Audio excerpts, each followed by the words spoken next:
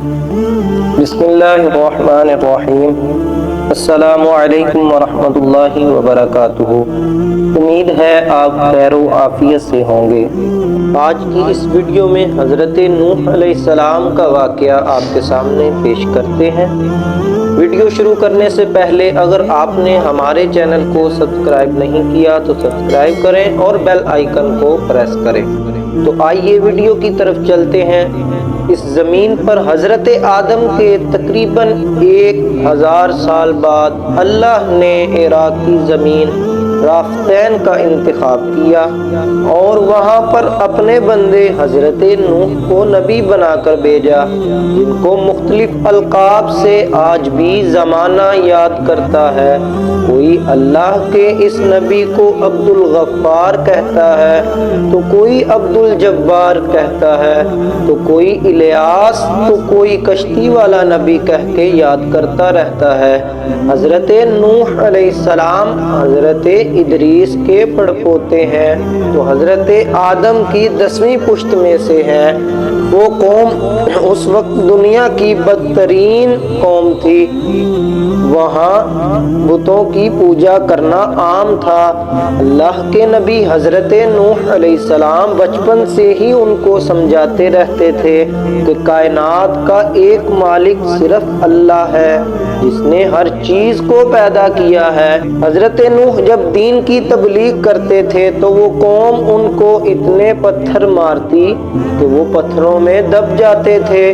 आप तकरीबन 950 साल तक तबलीग करते रहे और पत्थर खाते रहे, लेकिन अफसोस चंद लोगों के अलावा कोई भी आप पर ईमान ना लाया। आप अपनी उम्मत के लिए इतना रोए कि आपका नाम ही नूह पड़ गया। बस अल्लाह अपने नबी पर वही करता है कि ऐ नूह, अब तेरी ये कौम हिदायत नहीं पाएगी। हज़रत नूह अलैहिस्सलाम रोकर अल्लाह की बारगाह में अर्ज करते हैं कि ये लोग जुल्म करने को मजाक समझते हैं, तेरी इबादत से मुंह मोड़ते हैं। ऐ अल्लाह, तू इस कौम को निस्तो नाबूद फरमा। जैसे ही नूह ने दुआ की तो अल्लाह ने फरमाया, ऐ नूह, ये कश्ती तैयार करो, अनकरीब ये कौम तबाह हो जाएगी। बस अल्लाह ताला वही के ज़रिए अपने नबी को बताते गए और नूह अलैहिस्सलाम कश्ती बनाते गए। हज़रत नूह अलैहिस्सलाम लकड़ियाँ इकट्ठी करते और कश्ती बनाते।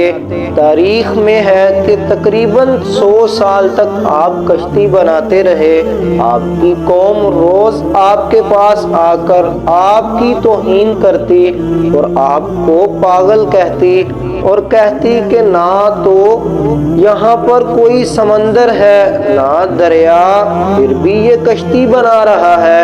हज़रत नूह अलैहिस्सलाम आसमान की तरफ देखते और सब्र करते और अल्लाह के हुक्म को कबूल करते।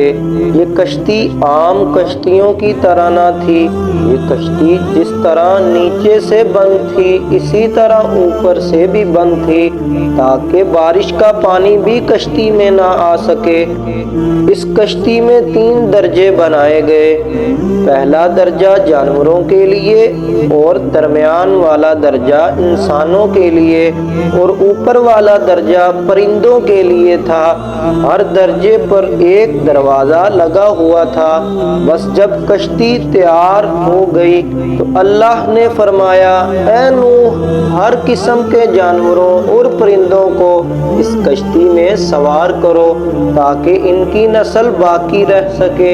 हज़रत नूह अलैहिस्सलाम ने ऐसा ही किया। आपने हर किस्म के जानवरों और परिंदों को इस कश्ती में जमा किया। फिर हज़रत नूह अलैहिस्सलाम सब लोगों को कश्ती में आने की दावत देने लगे और कहने लगे कि जो भी इस कश्ती में सवार होगा वो अल्लाह की अमान में आ जाएगा। सिर्फ चंद लोग ही थे जिनकी तादाद तकरीबन 80 के करीब थी, جن میں آپ کے فرزند حام، تام اور یافس تھے، اور ان کی بیویاں بھی موجود تھیں جو اس کشتی میں سوار ہو گئے۔ اللہ تعالیٰ نے اپنے نبی نوح علیہ السلام سے کہا کہ عنقریب تندور سے پانی ابلے گا اور اس قوم کو بہا لے جائے گا۔ یہ باتیں سن کر ابھی آپ کی قوم ہنس ہی رہی تھی کہ تندور سے پانی ابلنا شروع ہو گیا۔ لوگ اس پانی کو دور دور سے دیکھنے کے لیے آتے اور اس کو دیکھ کر ہنستے تھے، لیکن جلد ہی ان کی ہنسی خاموشی میں بدل گئی۔ وہ پانی اتنا زیادہ بڑھتا گیا کہ ان کے سارے گھر ہی ڈوب گئے اور اوپر سے بارش بھی برس رہی تھی۔ وہ کافر یہ سمجھ رہے تھے کہ یہ طوفان صرف چند دیر کے لیے ہے، اس لیے وہ اونچے پہاڑوں کی طرف جانے لگے۔ ان لوگوں میں نوح علیہ السلام کے بیٹے کنعان بھی شامل تھے۔ جیسے ہی حضرت نوح علیہ السلام نے اپنے بیٹے کنعان کو ان کافروں کے ساتھ دیکھا تو کہنے لگے، اے کنعان، اس نجات کی کشتی میں آ جا۔ تو کنعان اور اس کی ماں بولی کہ ہم تھوڑی ہی دیر میں پہاڑ کی چوٹی پر پہنچ جائیں گے اور پانی وہاں نہیں آئے گا۔ بس وہ پانی اس قدر بڑھ گیا کہ نہ کوئی پہاڑ نظر آ رہا تھا، نہ ہی کوئی درخت نظر آ رہا تھا، صرف وہ لوگ ہی زندہ بچے جو حضرت نوح علیہ السلام کی کشتی میں سوار ہو گئے۔ اس وقت پانی زمین سے 10,000 گز بلند تھا۔ بس پانی مسلسل بڑھتا رہا۔